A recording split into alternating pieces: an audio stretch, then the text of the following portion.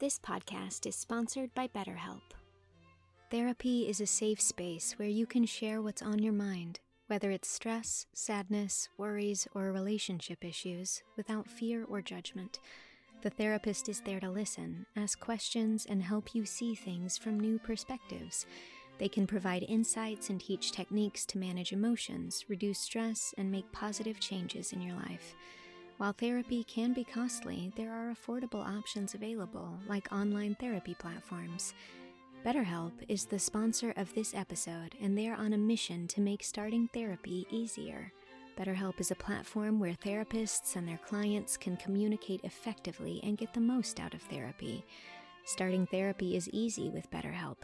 Fill out a questionnaire and you will match with a therapist in as little as a couple days.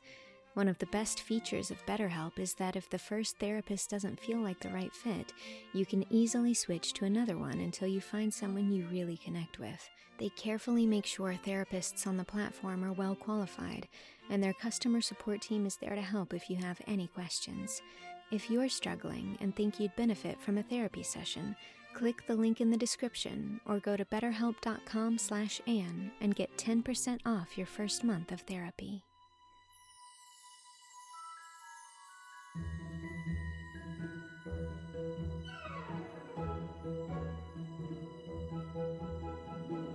Anne of the Island, Chapter 15.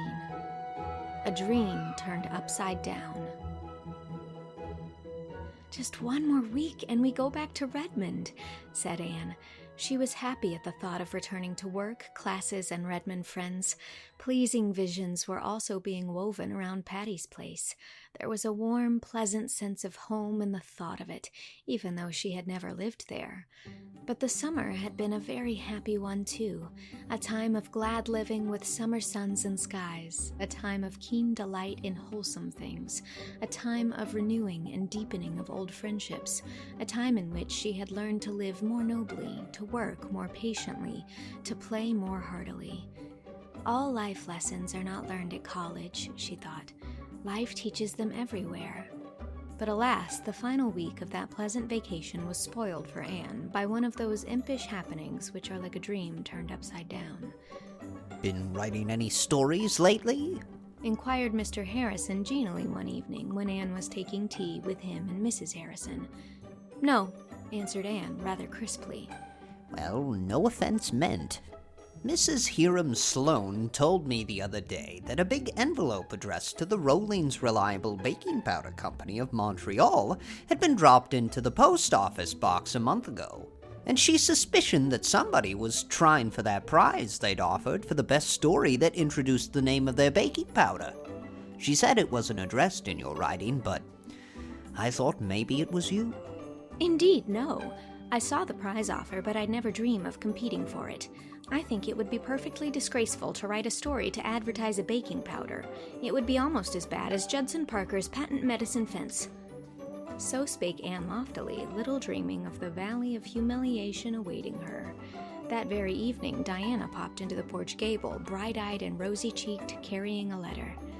"Oh, Anne, here's a letter for you. I was at the office, so I thought I'd bring it along. Do open it quick. If it is what I believe it is, I shall just be wild with delight." Anne, puzzled, opened the letter and glanced over the typewritten contents. "Dear Madam, we have much pleasure in informing you that your charming story, Avril's Atonement, has won the prize of $25 offered in our recent competition. We enclose the check herewith. We are arranging for the publication of the story in several prominent Canadian newspapers, and we also intend to have it printed in pamphlet form for distribution among our patrons. Thanking you for the interest you have shown in our enterprise, we remain yours very truly, the Rollings Reliable Baking Powder Company." "I don't understand," said Anne blankly. Diana clasped her hands. "Oh, I knew it would win the prize. I was sure of it.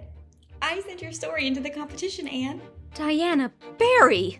"Yes, I did," said Diana gleefully, perching herself on the bed. "When I saw the offer, I thought of your story in a minute. And at first I thought I'd ask you to send it in. But then I was afraid you wouldn't. You had so little faith left in it. So I just decided I'd send the copy you gave me and say nothing about it. Then, if it didn't win the prize, you'd never know and you wouldn't feel badly over it because the stories that failed were not to be returned. And if it did, you'd have such a delightful surprise. Diana was not the most discerning of mortals, but just at this moment it struck her that Anne was not looking exactly overjoyed. The surprise was there beyond doubt, but where was the delight? Why, Anne, you don't seem a bit pleased, she exclaimed. Anne instantly manufactured a smile and put it on. Of course, I couldn't be anything but pleased over your unselfish wish to give me pleasure, she said slowly. But you know, I'm so amazed, I can't realize it, and I don't understand. There wasn't a word in my story about, Anne choked a little over the word, baking powder. Oh, I put that in, said Diana, reassured. It was easy as wink, and of course my experience in our old story club helped me. You know the scene where Avril makes the cake? Well, I just stated that she used the Rollings Reliable in it, and that was why it turned out so well. And then, in the last paragraph, where Percival clasps Avril in his arms and says, "Sweetheart, the beautiful coming years will bring us the fulfillment of our home of dreams," I added, "in which we will never use any baking powder except Rollings Reliable." Oh, gasped poor Anne, as if someone had dashed cold water on her. And you've won the $25, continued Diana jubilantly. Why, I heard Priscilla say once that the Canadian woman only pays $5 for a story. Anne held out the hateful pink slip in shaking fingers. I can't take it. It's yours by right, Diana. You sent the story in and made the alterations. I would certainly never have sent it, so you must take the check. I'd like to see myself, said Diana scornfully. Why, what I did wasn't any trouble. The honor of being a friend of the prize winner is enough for me. Well, I must go. I should have gone straight home from the post office, for we have company. But I simply had to come and hear the news. I'm so glad for your sake, Anne. Anne suddenly bent forward, put her arms about Diana, and kissed her cheek. I think you are the sweetest and truest friend in the world, Diana, she said, with a little tremble in her voice, and I assure you I appreciate the motive of what you've done. Diana, pleased and embarrassed, got herself away, and poor Anne, after flinging the innocent check into her bureau drawer as if it were blood money, cast herself on her bed and wept tears of shame and outraged sensibility. Oh, she could never live this down. Never! Gilbert arrived at dusk, brimming over with congratulations, for he had called at Orchard Slope and heard the news. But his congratulations died on his lips at the sight of Anne's face.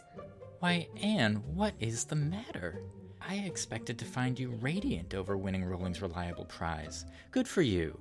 Oh, Gilbert, not you, implored Anne, in an et tu brute tone. I thought you would understand. Can't you see how awful it is? I must confess I can't. What is wrong? Everything, moaned Anne. I feel as if I were disgraced forever. What do you think a mother would feel like if she found her child tattooed over with a baking powder advertisement? I feel just the same. I loved my poor little story, and I wrote it out of the best that was in me, and it is sacrilege to have it degraded to the level of a baking powder advertisement. Don't you remember what Professor Hamilton used to tell us in the literature class at Queen's? He said we were to never write a word for a low or unworthy motive, but always to cling to the very highest ideals. What will he think when he hears I've written a story to advertise Rollings Reliable? And oh, when it gets out at Redmond, think how I'll be teased and laughed at. That you won't, said Gilbert, wondering uneasily if it were that confounded junior's opinion in particular over which Anne was worried. The Reds will think just as I thought, that you, being like 9 out of 10 of us, not overburdened with worldly wealth, had taken this way of earning an honest penny to help yourself through the year. I don't see that there's anything low or unworthy about that, or anything ridiculous either. One would rather write masterpieces of literature, no doubt, but meanwhile, board and tuition fees have to be paid. This common-sense, matter-of-fact view of the case cheered Anne a little. At least it removed her dread of being laughed at, though the deeper hurt of an outraged ideal remained.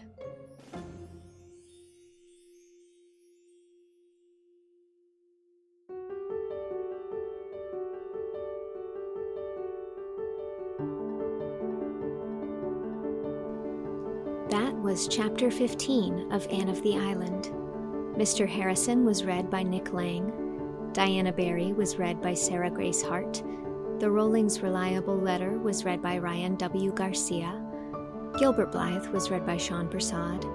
And Anne Shirley was read by me, Mary Kate Wiles. It is also recorded and edited by me. Special thanks to patrons Rachel Belinsky, Larissa Jones, Katie, Deborah Shapiro, and Phoebe Shaylor. Executive produced by Allie Bertz Brown, Warren Day, Jane Leach, Shao Kuo, Lisel Perrine, and Justin Waterman. Support this project on Patreon at patreon.com/mkwiles to get access to the entire book, early episodes, ad-free episodes, and more. Thank you very much for your support.